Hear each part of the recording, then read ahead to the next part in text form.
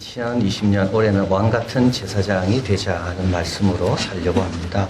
왕은 세속적인 면에서 최고의 자리죠. 제사장은 성스러운 영역에서 최고의 자리입니다. 왕 같은 제사장은 이게 곱하기입니다. 왕 곱하기 제사장. 최고 곱하기 최고입니다.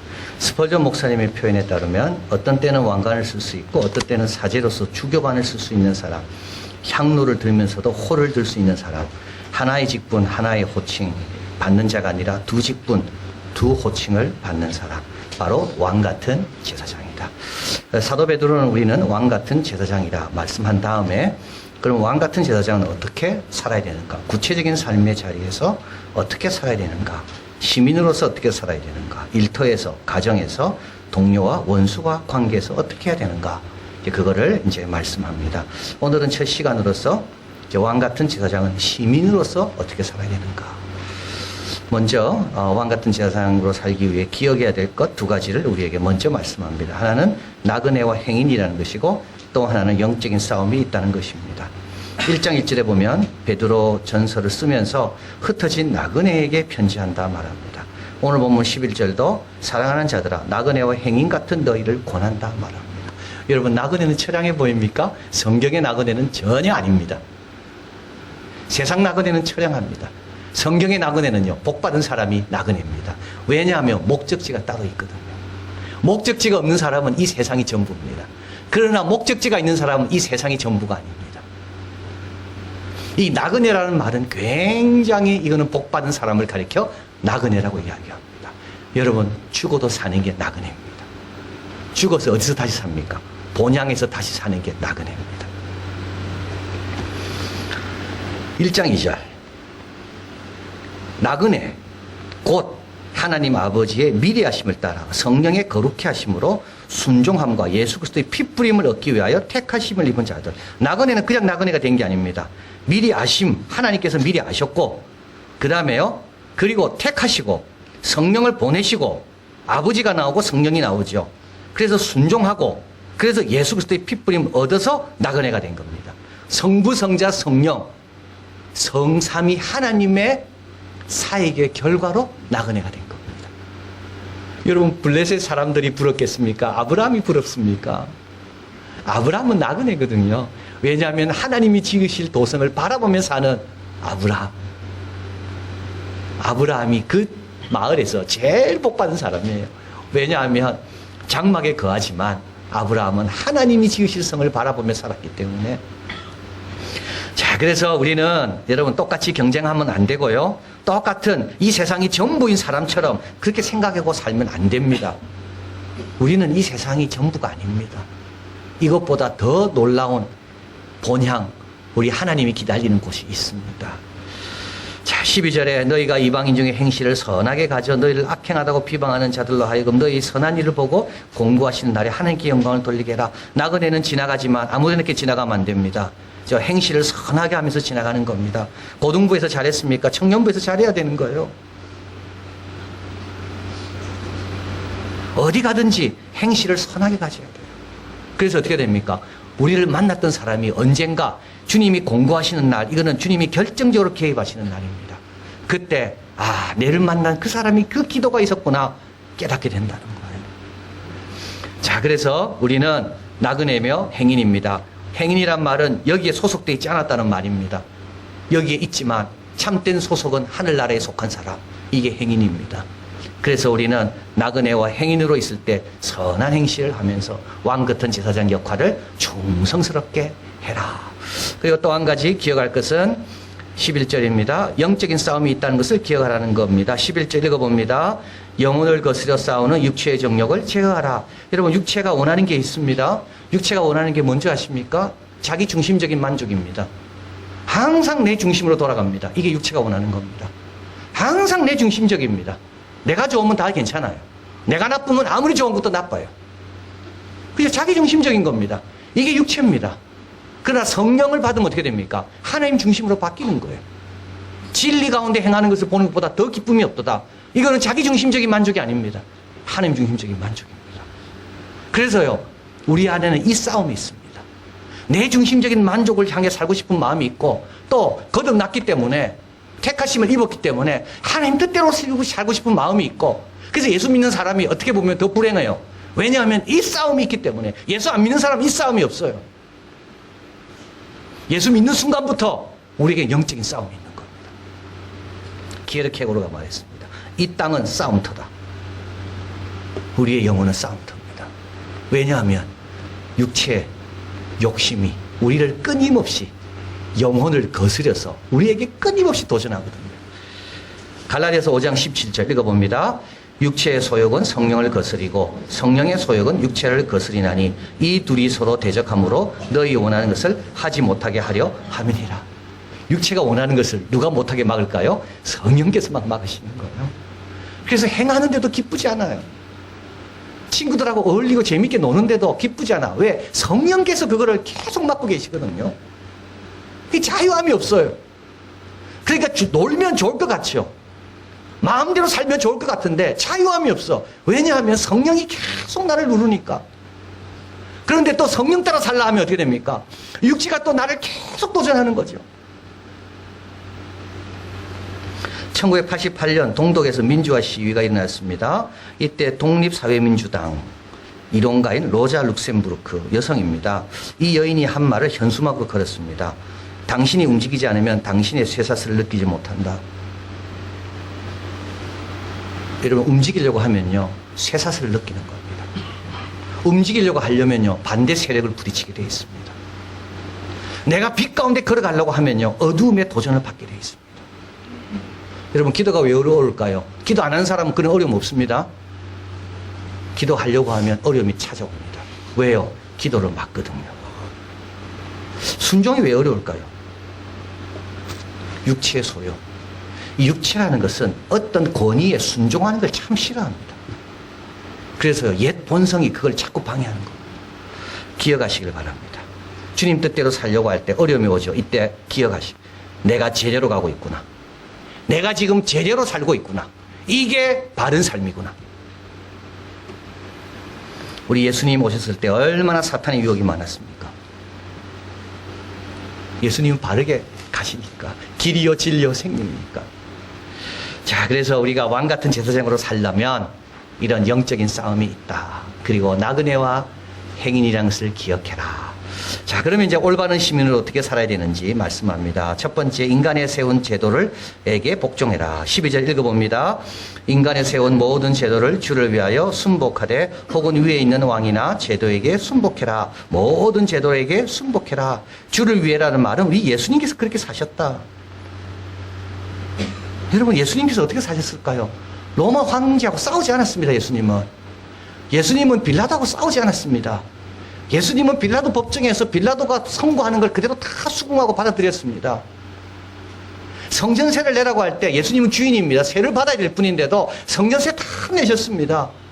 여러분, 예수님 같으면 어떻게 살까요? 예수님 같으면 싸우고 대두고 그럴까요? 그렇지 않습니다. 예수님이 하는 방법이 다릅니다. 예수님은 인격이요, 예수님은 사랑이요, 인내요, 설득이요. 이게 하나님 나라의 방법입니다. 하나님 나라는 유토피아도 아니고 혁명도 아닙니다. 그래서 시간이 많이 걸리고, 그래서요 상처가 없는 거예요. 베드로는 칼을 들었습니다. 그걸로 한번 막아보려고. 이때 예수님께서 칼을 넣으라 그럽니다. 칼로 든 자는 칼로 망한다. 여러분, 두 가지만 여러분이 안 하면 됩니다. 두 가지는 거절해야 됩니다. 우상을 섬기게 하든지 죄를 짓게 하는 거, 이거는 거절해야 됩니다. 그 나머지는요 다 순종하면 됩니다. 우상 섬기게 합니까? 거기다가는 절하면 안 됩니다. 새해 맞이해서 뭐 이상한 거 놓고 절하잖아요. 절하지 마십시오. 우리 예수 믿는 사람들은 그런데 절하면 안 됩니다. 뭐 시무식 같은 거 한다면서 돼지 대가리 같은 거 올려놓고 그런 거 절할 때 예수 믿는 사람은 고개 숙이면 안 됩니다. 뭐 제 자랑은 아니지만 제가 북한 갔을 때 경모라고 그럽니다. 다 고개 숙입니다. 김일성, 김정일이 세우는 동상 앞에 분위기가 진짜 이상합니다. 거기 들어가면 절 안 하기가 안 됩니다. 정말 음악도 이상하고 분위기도 이상하고 들어가기 전부터 겁을 막 줍니다. 그때요 제가 절 했겠습니까? 안 했겠습니까? 그러니까 말하는 거예요. 안 하기가 어렵습니다. 저절로 내려갑니다. 이게 안 하기가 너무 어렵습니다. 여러분 하지 마십시오. 안 하기 어렵습니다. 그런데 앞에서 곳곳하게 서 있는 게 어렵습니다. 예수 믿는 사람은요, 딴 거는 잘하지만 그런 건 하면 안 됩니다. 우리 예수님 같으면 어떻게 하실까요? 절한다고 절하실까요? 우리 예수님 보고 청소하라면 청소하실 겁니다. 예수님 보고 굳은 일 하라면 굳은 일 하실 거예요. 그러나 예수님 보고 죄 지으라면 예수님 죄 지으실까요? 안 합니다. 가정에서도 마찬가지, 직장에서도 마찬가지. 우상이 아니고 죄 짓는 게 아니라면 기분 좀 나쁘고 좀 마음이 상해도 행해야 되는 거예요. 이게 시민의 역할이고 주님이 원하시는 바입니다. 두 번째로 또 좋은 나라가 되도록 기도하며 기여해야 됩니다. 14절 읽어봅니다. 혹은 악행하는 자를 징벌하고 선행하는 자를 포장하기 위하여 그네 보낸 방백에게 하라. 여기 국가의 기능이 여기 나옵니다. 국가는 어떤 것입니까? 국가가 하는 일은 악행하는 자를 징벌하고 선행하는 자를 격려하는 겁니다. 그래서 선행하는 자가 국가를 믿고 두려워할 필요가 없는, 이게 좋은 국가입니다. 나쁜 국가는요, 선행을 했는데도요 보호해주지 못해요. 이런 국가를 가리켜서 우리는 실패한 국가라고 이야기합니다. 로그 컨트리입니다. 정의가 살지 않습니다. 그래서요, 악을 행하면서도 버젓하게 잘 살고, 선을 행하는데도요 보복이 두려워서 선을 못 행하고, 하나님께서 국가에게 공권력을 주신 이유가 있습니다. 국가에게만 있는 건 공권력입니다. 왜? 악을 징벌하라고, 그리고 선을 보호하라고. 우리가 이걸 놓고 기도해야 됩니다. 하나님, 우리 대한민국은 악은 징벌하고 선은 보호하고, 그래서요 악을 행하는 사람들이 그게 두려워서 악을 안 행하고, 선을 행하는 사람이 이 믿음이 있기 때문에 열심히 선을 행하고, 선의 총량이 늘어나는 사회, 악의 총량이 줄어드는 사회, 이 사회가 좋은 사회입니다. 월터 라우센부시가 이런 말을 했습니다. 기독교에 대한 조직이냐 비기독교에 대한 조직이냐, 좋은 조직이냐 나쁜 조직이냐, 좋은 질서냐 나쁜 질서냐, 이거는 뭐로 알 수 있는가? 악한 사람이 와서 선을 행할 수밖에 없는 조직, 좋은 조직입니다. 선한 사람인데도 악을 행할 수밖에 없습니까? 아주 나쁜 조직입니다. 내가 그 조직에 들어가서 더 양심적이 됩니까? 좋은 조직입니다. 내가 저 조직 들어가서 더 양심보다도 더 못해집니까? 나쁜 조직입니다. 우리는 이걸 놓고 기도해야 됩니다. 하나님, 우리 공동체, 우리 가정, 우리 교회, 우리 대한민국이 악한 사람은 더 악을 포기하게 하고, 선을 행하는 사람은 격려가 돼서 더 선을 행하는 그런 사회가 되도록, 그리고 우리도 기여해야 되죠. 15절, 곧 선행으로 어리석은 사람들이 무식한 말을 막는 것이라. 자유하나 자유로 악을 가리는 데 쓰지 말고 오직 하나님의 종과 같이 해라. 이 종은 자유가 없잖아요. 근데 이 하나님의 종은 자발적인 종입니다. 하나님 영광을 위하여, 하나님 이름을 위하여. 이게 우리의 시민의 모습이 되어야 됩니다. 마지막으로 17절 읽어봅니다. 무사람을 공경하며 형제를 사랑하며 하나님을 두려워하며 왕을 공경하라. 여러분 보십시오. 무사람을 공경해야 됩니다. 모든 사람은 리스펙트, 같은 하나님으로부터 나온 피조물입니다. 그래서요, 신부고아를 막론하고 다 공경하는 겁니다. 다 귀하게 보는 겁니다. 그리고 형제는 교회 다니는 사람은 사랑해주고요. 그리고 하나님은 두려워하고 왕은 공경합니다. 여러분 한번 보십시오. 왕과 무사람은 똑같습니다. 왕이라고 더 받는 게 아닙니다. 왕은 그 역할과 기능에 의해서 우리가 왕을 대접하지, 왕도 인간입니다. 여기서 왕은 누굽니까? 로마 황제입니다. 그래서 어떤 성경은 왕을 엠퍼러라고 이야기합니다. 로마에서 그 큰 제국을 다스리는 왕입니다. 왕 같은 제사장은 왕이라 할지라도 똑같은 죄인으로 보는 거죠. 무사람이라고 해서 함부로 하지 않습니다. 왕 같은 제사장, 하나님의 백성들, 하나님이 창조한 자들이기 때문에 우리는 그 하나님의 왕 같은 제사장 아닙니까? 그래서 한 명 한 명을 소중히 여기고, 비록 기능과 역할에 의해서 세운 역할은 다르다 할지라도 거기에 맞는 존경은 표할지 몰라도 그 이상은 하지 않는 겁니다. 우리 하나님만 두려워하고 사람은 공경한다. 리스펙트 한다. 요한계시록 5장에 보면 보좌 환상이 나옵니다. 요한계시록 4장에도 보좌 환상이 나오는데 4장과 5장이 이어집니다. 그래서 4장 보좌 환상에는 앉아 계신 하나님만 나오고 5장에 가보면 또 똑같은 보좌에 앉아 계신 분이 나오는데 그 보좌에 앉아 계신 오른손에 7인이 한 책을 갖고 계시고 그리고 이제 어린 양이 딱 등장하면서 그 7인의 책을 드시는 내용이 나옵니다. 그런데 4장과 5장의 찬양이 좀 바뀝니다. 4장에서는 네 생물과 24장로가 찬양했다면 5장에 와서는 5장 13절이죠. 하늘 위에 땅 위에 땅 아래 바다 위에 그 가운데 모든 만물이 보좌에 앉으신 이와 어린 양에게 찬양합니다. 4장에서는 보좌에 앉으신 이를 찬양할 때 거룩 거룩 거룩이라 해서 이사야에 나오는 구약의 말씀을 갖고 찬양합니다. 그런데 5장에 와서는 노래가 바뀝니다. 새 노래가 나옵니다. 5장 9절 10절 읽어봅니다. 새 노래를 노래하여 가로되 책을 가지시고 그 인봉을 떼기에 합당하시도다. 일찍 죽임을 당하사 각 족속과 방언과 백성과 나라 가운데서 사람들을 피로 사서 하나님께 드리시고 저희로 우리 하나님 앞에서 나라와 제사장을 삼으셨으니 저희가 땅에서 왕노릇 하리로다 하더라. 자 보십시오. 새 노래가 부릅니다. 그 전에 없던 노래입니다. 그 노래는 어떤 노래입니까? 일찍 죽임을 당하사 족속과 방언과 백성과 나라 새 종류가 생기는 거죠. 이 가운데 새 종자가 나오는 겁니다. 우리 예수님은 우리를 피로 사서 하나님께 드렸습니다. 그래서 우리는 이게 중요합니다, 여러분. 하나님 앞에서 나라와 제사장과 왕인 겁니다. 사도 요한은 이 환상을 보며 아마 놀랐을 겁니다. 첫째는 이런 예수님이 우리와 똑같이 지내셨구나.